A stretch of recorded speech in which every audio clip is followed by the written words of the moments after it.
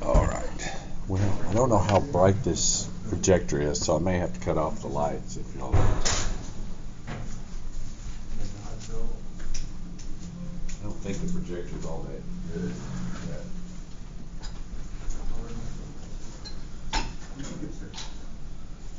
It's okay. Plus, I'll just write inside that space, so that it'll be okay.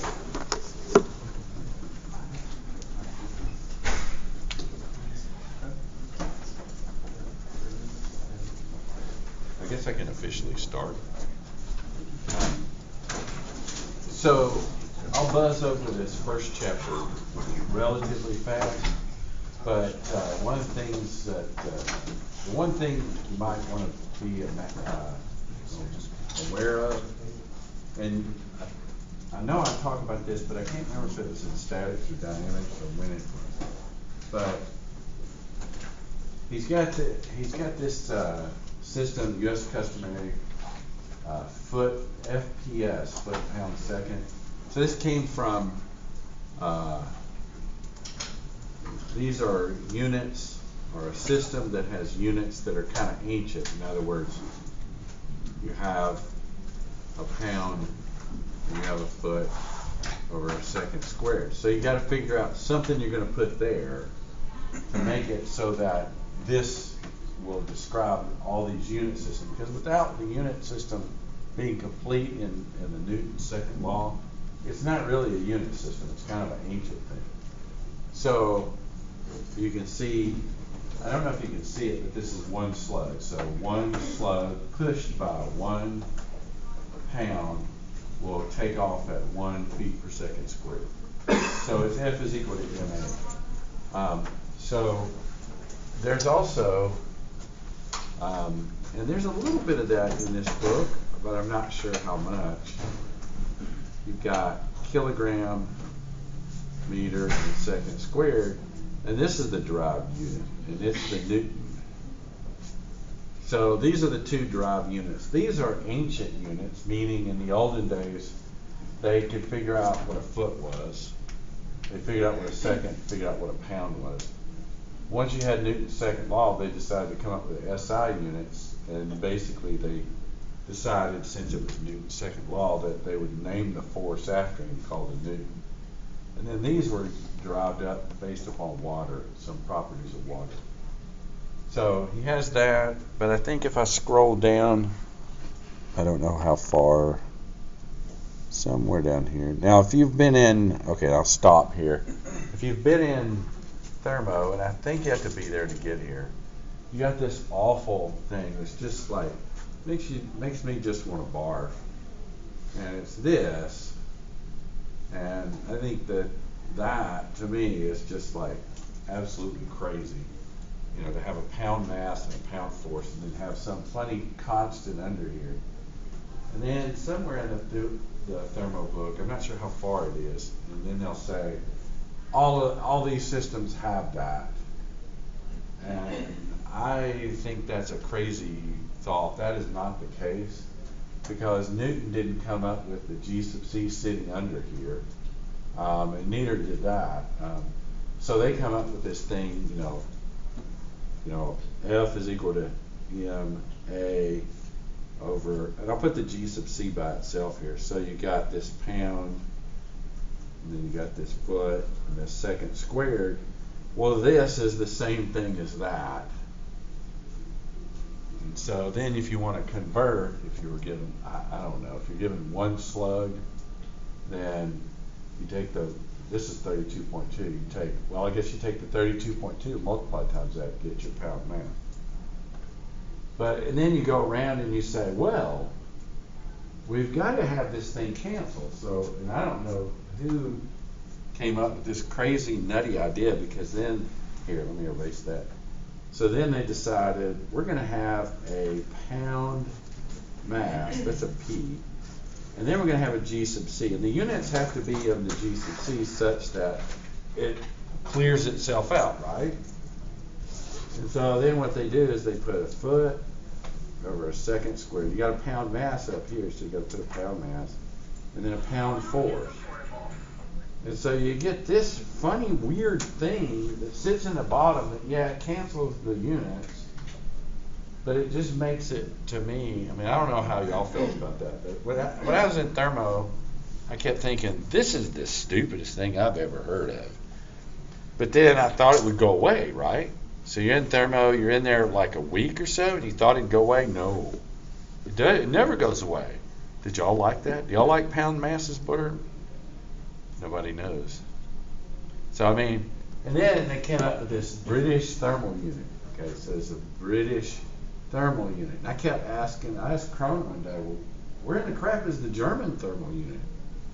And where in the crap is the American thermal unit? And all this sort of stuff. Why is that? So the problem is, and this is just my opinion, I think there were like 7 countries, or was it 17? Either 7 or 17 countries in the world that were not colonized by Britain at one point. And so that's the problem. So they got there and you're going to use our British thermal unit, and you're going to use this G sub C. We mandated on you. And so Washington probably signed a treaty. Okay, we'll use G sub C, go away. I just made that up. It's got to be something like that. So I make up a lot of crap, which is scary, because then you don't know what to trust. So here's the SI unit. It came about, out of the fact that Newton showed up. And there wouldn't be anything if Newton didn't show up. Somebody would show up eventually, but, 1 Newton will push along 1 kilogram at 1 meters per second squared. And the other thing, too, is they're putting this down here, and they put the one up there as well. I mean, that's fine, but he's talking about F is equal to MA, and so I guess on a side issue, he talks about the temperature. So you go through this, okay, and the rest of this stuff. Here's what's funny.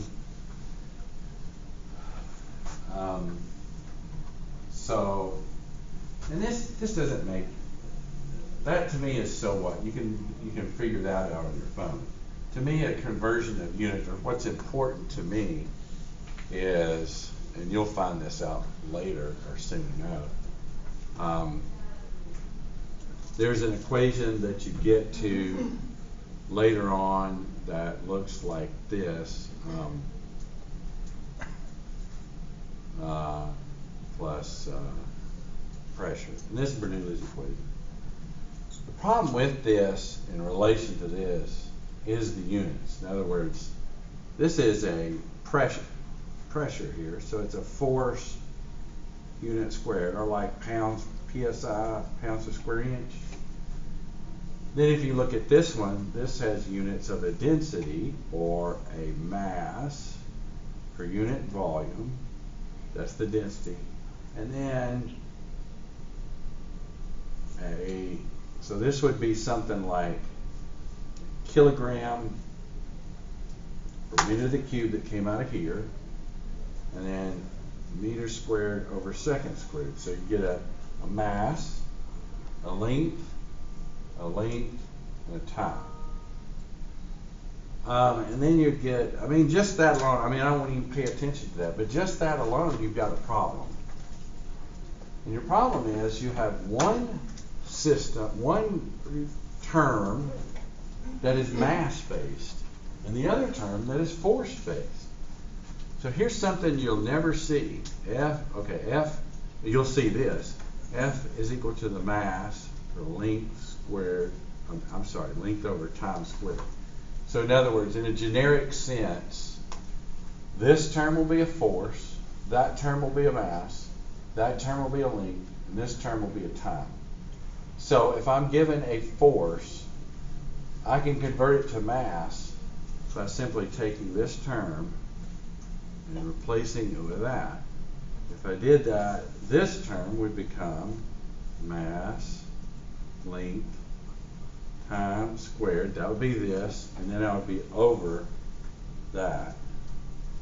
Now pay real close attention to this term and this term. A mass, one length under it, and time squared. A mass, one length on the bottom, and time squared. So in fact, they're the same units. And that's what's so bizarre about it.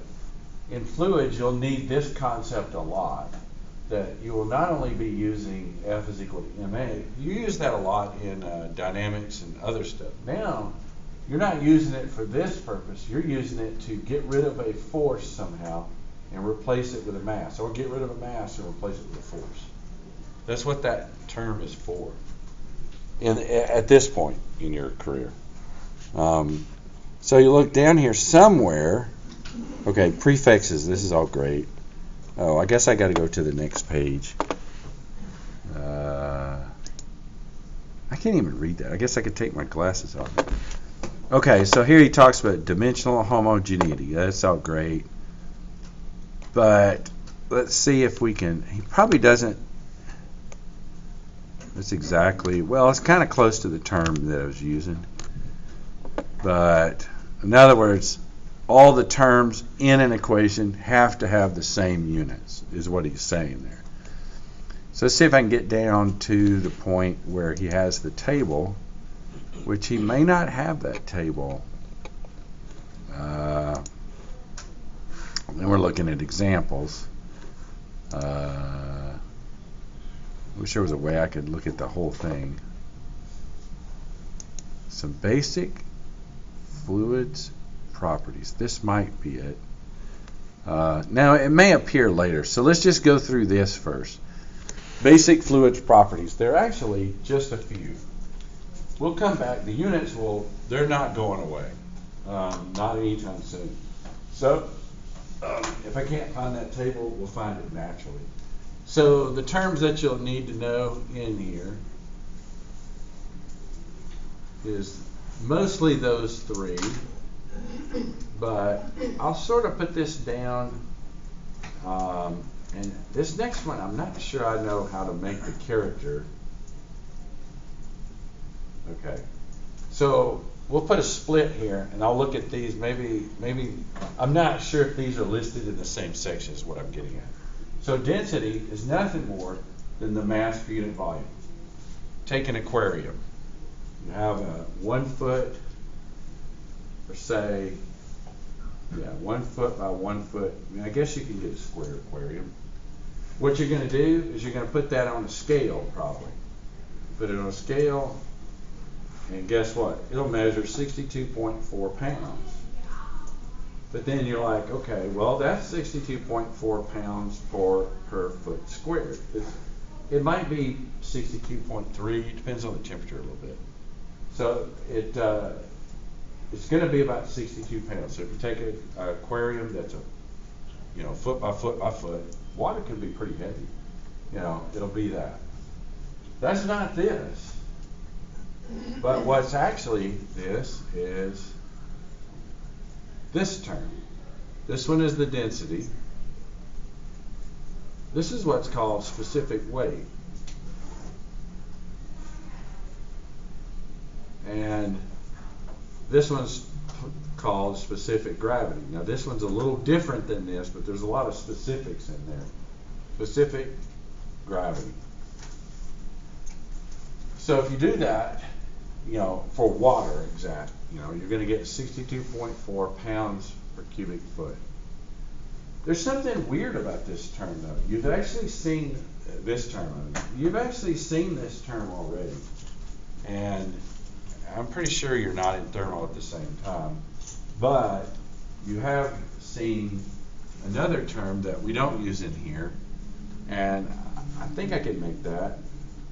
And it's actually the upside down, or the reverse of that, volume per unit mass. And it's called the specific volume. And in fact, the specific volume is 1 over the density, or vice versa. So you've seen this already. Now you're just saying, okay, in fluids, they like to flip that over. And the only reason I can think that is if you think about it this way, comparing fluids to thermo.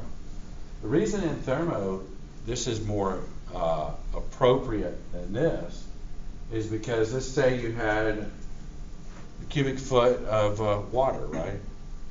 And it had so much mass, 1.94 slugs per cubic foot. That's what the water is going to be at about, I think it's about 80 or maybe at 70 degrees roughly Fahrenheit. Maybe 70, I'm not sure what that temperature was. Then you turn around and boil that. What happens to the mass? Doesn't change at all. What happens to the volume? The volume, after you boil that off, becomes big. So in thermo, what you would find if you were using density, you'd end up with terms like 0.0000015, you'd have a whole bunch of zeros right there. That's harder to keep up in thermo. Now this is if you had it into steam. So in the steam tables, what's the upside down? You might find, something like this. And in this particular case, it would be cubic foot. Now, I hate to say this, but it's cubic foot per pound mass, something like that. I mean, I hate to reference pound mass, but it becomes an integer number and it's okay. But if you flip that over, it becomes this. So it's very hard to track numbers that have a lot of digits and a lot of possible error. Just by forgetting one of those, you really messed up. So to me, I logically argued with myself one time 20, 30 years ago that the only reason specific volume finds its place in thermo and doesn't find its place in fluids is for this very reason, is that the density becomes very awkward to manage in thermo if you're talking about steam tables. And not only that, you got a steam table, sometimes you got to put that number in there. It takes a lot of space, and it takes a little less space to put something like that in there because it's less digits. So I think that's why specific volume found its home in thermo, and I think that's why density finds its home here in fluids. And that's the case for not just incompressible, but for things like air and stuff like that. So aerospace uses the densities. They don't do any specific volume if you get into aero. So you won't ever hear anything about that. So you've already seen density. You just saw the inverse of it. Specific weight is this term right here, and I think I did an okay job representing the symbol, although mine has a little wider gap on the bottom, but that's a gamma, that's what that is. To me, when I see a gamma, usually I see a loop on the bottom, even if it's a small one, but depends on the typeset, I'm not sure, but it's the weight per unit volume. Well, it's nothing more than, okay, so here I'm going to make it more generic. If it's the weight per unit volume, and this is the mass per unit volume, then you can just simply say, take the density, which is the mass per unit volume, and multiply it times G, and what you're going to get is this term will be right here, so it'll be just rho G. And I don't know if he should say that somewhere, but maybe he says it down there a little bit. I'm not sure. Well, Harry has a video, so I guess you can watch that video or something. Specific gravity, though, is, okay, so you got specific volume, specific weight, and now you got specific gravity. Specific gravity is a ratio. In other words, you ever seen David Letterman's Does It Float or Does It Sink? Remember that? Or am I looking way back too far? Anybody ever seen that? Okay, so what he used to do, he used to have a big tank, and he would go on the roof and, show a picture of his friend, and he would say something like, this desk or this chair, does it sink or does it float? He'd take everybody poll, and they'd, it floats, it sinks. And they would throw it in water. It floated or it sunk. And so it's the same thing. If you just take an object like a rock. Okay, so let's say you have a rock. Generally a rock is going to weigh more for the same volume as water. So what does it do? It sinks. So if if the gamma of water is 62.4 pounds per cubic foot, if this thing of the rock, say, 70 pounds per cubic foot. So for the given volume, it's denser than the water, it just sinks. If it's less, guess what? It floats, you get that. Of course, a rock is not going to be that way, but a piece of styrofoam, it'll occupy, the more volume it occupies, the styrofoam occupies a lot of volume for its weight, so it'll just float along the top. So what do? They say, well, let's have a ratio that kind of instantly tells you that. And what it is specific gravity. In this particular case, it would be 70 over 62.4. It would be the value here and the reference. Essentially, the water, if you're wanting to know the specific gravity of the rock, this would be a subscript R to subscript R. This is always the water. It's the ratio of its mass or weight per unit volume related to water. And the reason it's kind of always done that way is, how many of you ever happen to pour oil in water? What does it always do? It floats on top, because its density is always a little bit less than water, so it'll always float on top. There are other things like mercury. Where do you think mercury would do? It always sinks. It's 13. I can't remember if it's 13.5 or 13.6. Its specific gravity is that. It's really heavy compared to water. So that 1 by 1 foot aquarium that was 60 pounds, it'd be like 800 or 900 pounds if it was filled with mercury. It's heavy, really heavy. So bulk modulus is, that's basically the compressibility. You compress it, and how much did its volume change? Remember that? You kind of had that back here. This is always a trick question. I'd like to ask this trick question. This is thermo. Which one does it look like? Does it look like this? Or does it look like this? Is it A or is it B? Okay, how many people vote for it? Okay, someone take votes. You don't have to vote, but it is a democracy. If you don't vote, you might end up living in a dictatorship or something. How many people vote A? How many people vote B? I see a lot of B's. I'm not even going to count. I'm going to say 0 A's and N B's. How about that? There are N B's in here. Well, interesting. So you're saying it's that. Now you have to realize this is the pressure versus specific volume. Do you want to change your vote? Okay, think about it like this. Here. And actually, Crone may have done this to you, but when I took the thing, they kind of did something similar.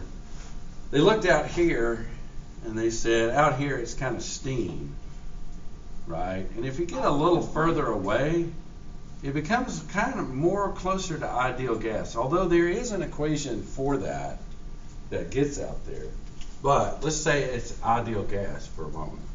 PV equal RT, and you can adjust that R, however, whatever, to match your units. That's what you do with that, so your units match out. So that's actually a line that's a constant, what do you call it? Okay, P and V. It's an isothermal or a constant temperature line. So if that's constant, then you get this. Okay, so you have to realize this is a constant over V.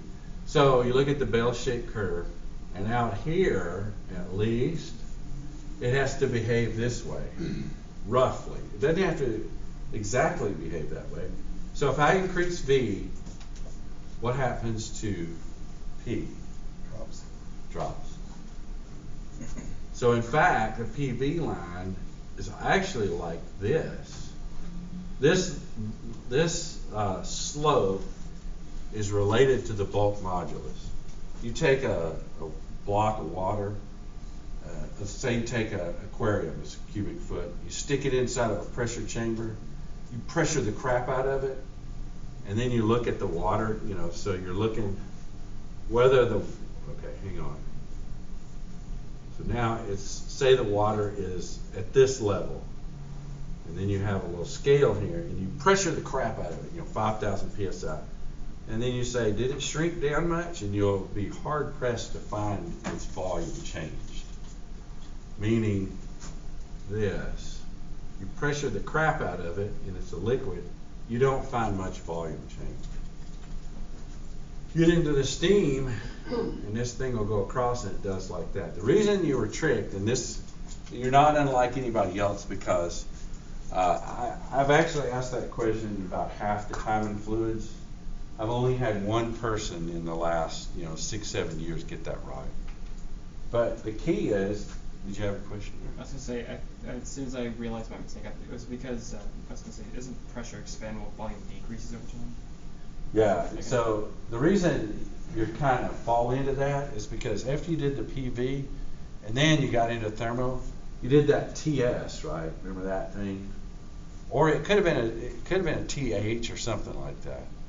And so then that always looked that way. So it's kind of a weird thing. You look at it and you're like, well, that's weird, So you get caught in that trap. The reason I bring that up is because on the FE, there has been problems where they throw a bunch of these on there and they just say, pick the correct one, A, B, C. And you go, there's no numbers on them. And so you can make a mistake just by looking. So you have to think about that a little bit. So the reason, did y'all do that? Did Crone make you do that calculation where you did a steam where you're moving off to the right some? It was some, okay, I cannot remember the name of that equation, but it's some weirdo equation. It has a funny name. But as you get further and further this way, then you look and it becomes more and more like the ideal gas equation. And so what my professor did is he just said, well, here's one. He made us do one calculation. And then we picked, you had the steam tables. Back in my day, we had a sheet of paper. You open the sheet of paper and you look and you'd find an entry. And you would have to pick a certain entry and go calculate that and see if you got close to it. And after you did that a couple of times, his whole point was, he made us do that. And then he made us plot like 2 or 3 points, and then we realized, oh, okay. Now what he did is and we all were complaining about it, that we had to do that near the end of the course after we had seen the TS diagrams and not before, because what happened is we kind of forgot. We went into this mode, we spent all that time. We began to think everything looks that way. And so it is an interesting approach, and I think, Crone has a good idea for doing that, because, that can catch you on that exam. But the point is the bulk modulus is the part of that diagram. Hang on, let me draw it again. And by the way, it says a bell-shaped curve. It's never bell-shaped. It's usually really distorted. But here's it does lean back. Okay. So if you took that scale and moved it way out, it would lean back a little bit like that. And that slope would be that thing right there. Do we care about it? Nah. Because to get that thing to change that much, you got to pressurize that thing thousands and thousands of PSI in order to see the volume change that much. So there's the original volume, and I guess that's the final volume. I don't know. So, yeah, there's a bulk modulus. Usually it's a funny weirdo number. Let's see. Does he have it down there? Maybe he has it down there somewhere. Okay, bulk modulus. Okay, density of liquid change, very little pressure. The bulk is very high. Seawater is a bulk modulus of 2.2. So the slope of that thing that's pretty high. I wonder why he said seawater and not just regular water. That's weird. That's okay. Oh, wait. So bulk, wait.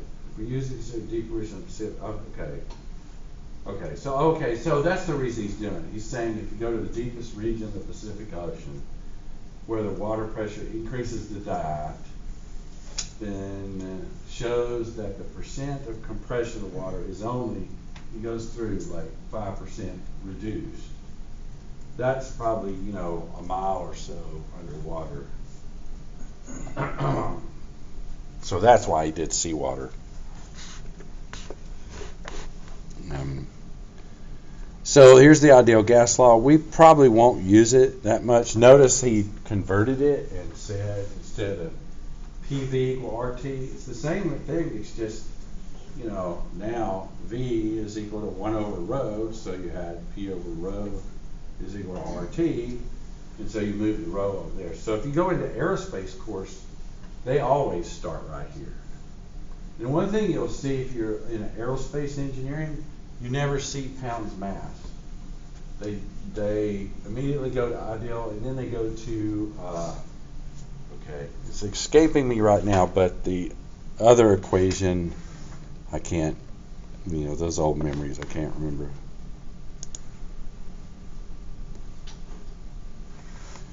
So the next thing, I'm going to jump in. First, I'm going to go to the table of contents because I might be able to finish all this and then work problems next time. I guess we'll come on Friday, but we won't come on Monday. And then we can't come on Monday because it's vacation. But then and maybe we'll go out through regular next week, and then we'll start virtual Fridays after that. Viscosity is kind of strange. In a good way, I guess. So this is the term for viscosity. So this is the value for viscosity right here. And it'll show up. So he has the physical causes of it. I haven't read that, but here's one physical cause of it. And this is actually kind of what happens. Let's say you're in a big city, and let me go through this before I tell you how many lanes. 1, 2, 3, 4, 5, 6, 7 lanes of traffic. So it's a big city, 7 lanes of traffic. But there's this other lane right over here. This is a parking lane. Okay, here's your mall. Nobody's going to build anything like this. So here's a mall with lots of people and lots of things in here to buy. So you have to park right here in order to go into this mall. There's no other parking except right there. And so these people out here trying to get to work. These people are here trying, to shop maybe. So what happens is people out here are maybe going, so let's say here, this lane, they're going 0 miles per hour. So everything will be in miles per hour. Or maybe I should do feet per second. It really doesn't matter. So let's say feet per second. So they're going 0. Maybe they're going 10, 20 maybe, and maybe you observe this is going 30, 40, 50, 60, and 70. So now, you would notice, if you took a camera and put it above here, and you calculated this, you would notice that this would be the profile that you would end up with over time. Now, it wouldn't be at any one particular instant. It might be a little bit different, but if you did an average of everyone's speed going through, that's about what you would get. There's no way to go out, pull off here. And the reason this occurs is this. The car's going here. He wants to go park, right? So the first thing he has to do is go down a lane, one at a time, right? So as he goes down a lane, he's going 60. What's he going to have to do to get in here? He's going to have to slow down, right? So he slows down. He slows down again. Well, what's happening as he's doing this is these two lanes are exchanging momentum. And actually, down there, there's an equation that's written like this. And this is the equation for fluid mechanics.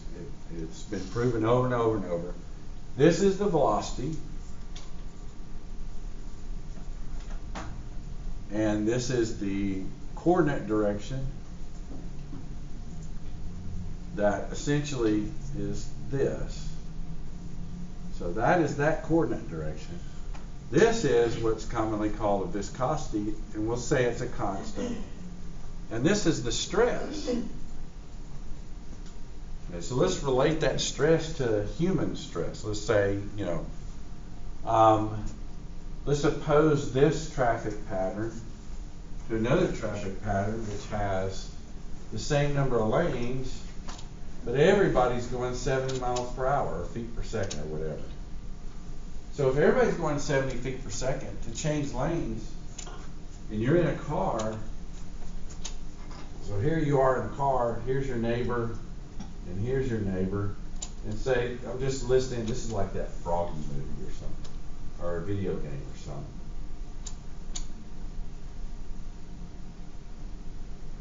So here you are, you're all exactly going to the right at the same speed. And you have an exit right here. You just look, your eyes look, and you look right here and right here. If you don't see anything, you can go right across the whole lane of traffic. But if you knew that everybody had a governor on their thing and they all were exactly going the same speed, no matter what would your shear stress be? Or what would your stress be? It'd be pretty much equal. Zero, right? You wouldn't feel any stress. If you knew everybody is forced to go the same speed as you, that's all you got to do in order to change lanes. You just look there and go all the way across, go all the way back. You could have people going back and forth all down the road. You would think it'd be stressful, but in fact, if everybody's going the same speed, that's all you got to do is look directly to your left and right. The reason they have the stress here is at this speed, you got to look behind you a little bit. And then you got to get into that lane and slow down. And if you don't slow down, you're going to rear end the guy right in front of you. So you're exchanging momentum as you go across. That is what's called, okay, hang on. Let me do a little bit of usage here. So this is 70. And here's that's supposed to be a straight line. So here's the actual velocity profile. The slope of that thing is this term multiplied times some constant that tells you the stress you feel. Okay, so if you're all going the same speed, that term is zero. Everybody's going the same speed. Doesn't matter what that constant is, you don't feel any stress. So the higher the gradient, if you were going 70 and you knew, like if you were going 100 miles an hour, you knew the guy to your right's going 20, in order to get in his lane, you're going to have to slam on the brakes and probably have a wreck in order just to get across. So that gradient, that stress gradient, is what is going to cause, Now that's actually, okay, so to be exact, that du dy is actually the strain rate. It's the same thing as in mechanics of materials, except now it's called a rate. The reason it's a rate, now in mechanics of materials, this U was actually a displacement. And this was in other words, you stress something in put a shear strain on something in mechanics and materials. Here's your shear strain, and it kind of goes and stops. It doesn't go any further. So you can take it, shear it, moves a little bit, and you're done. Here, this thing constantly moves. You put a little shear on it, and it's constantly moving. So it's a rate instead of a displacement. Just a displacement. This is a velocity. That's a displacement. Turns out, what did you see when you saw that before? Didn't you see something like, oops? Okay. What was this term when you saw this in mechanics and materials? Wasn't it a shear? Wasn't it like a G? It was a G way back. You got this other term which was E, and this is the strain rate. I'm sorry, that's the strain, but this is the straight on strain. In other words, you push on it, it squishes. So that is associated with the change versus the length that you had. But here you got the G. So this is just like that, except in the fluids case, everything has a rate associated with it. It's a velocity. So in fact, the components are now in a real fluid, everything is random. So in a traffic, what's happening is you're trying to avoid getting hit. But in a fluid that is a real fluid, these lamina or layers are all moving at a certain speed, but the particles are just moving at random. So they may be speeding up, slow it down, moving around, so they are actually hitting the particles next to them. And so when they exchange that momentum, they really truly exchange momentum in that, they hit each other, and you'll get this lamina or layers that are all doing that, exchanging momentum with each other by randomly crossing that barrier. And so there he shows like some, I guess that's maybe a molecule. I don't know, that looks like something else. This is maybe, it can't be water, but maybe it's something. They're just moving back and forth and hitting into each other. And then you get down a little bit later, somewhere, I'm not sure exactly where. Okay, so here you get the diagram. Okay, so here's distortion of fluid elements. Here is the profile. And then down here somewhere should be the equation that I got up there, but I'm not sure how far down that is. Now, there's the difference between, so if you took a fluid element and sheared it, it continues to shear. If you do a solid element, it goes ink and stops, and it just looks this way. But then, you do a fluid, it looks this way at T1, it looks this way at T2, it looks this way. Oh, that's looking really ugly. So it continues to widen. So then it looks more like that. So it continues to shear and deform as you put a strain or a stress on a fluid element. And so now he's going through, and I think he's going to, maybe in a second or two, maybe in more in a second, there it is. So this is the standard equation. Every fluids book has it. It's been proven over and over that is the relationship. That's the constant. It's related to the strain rate you have, and then the shear stress you have to put on it to get that. So you think about it. If you had water, for example, and you put a certain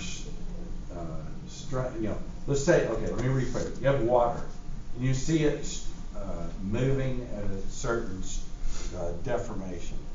And then you took some substance, really sticky, yucky oil. The oil is going to, if you had this being the same, the oil is going to require more stress to make it strain at the same strain rate. So obviously, this one's going to be higher than the water. So let's say sticky oil. about that. I don't know a better adjective, so I'm just calling it sticky oil. So in other words, its viscosity is going to be a lot higher than water. That's advantageous, especially if you want to use it to in your car to keep parts from scraping against each other. Huh. It's easier. I don't know what happened there. Maybe that's that. I don't know. That may be notification. It's time to go. It might be because I have 5 minutes left. Yeah.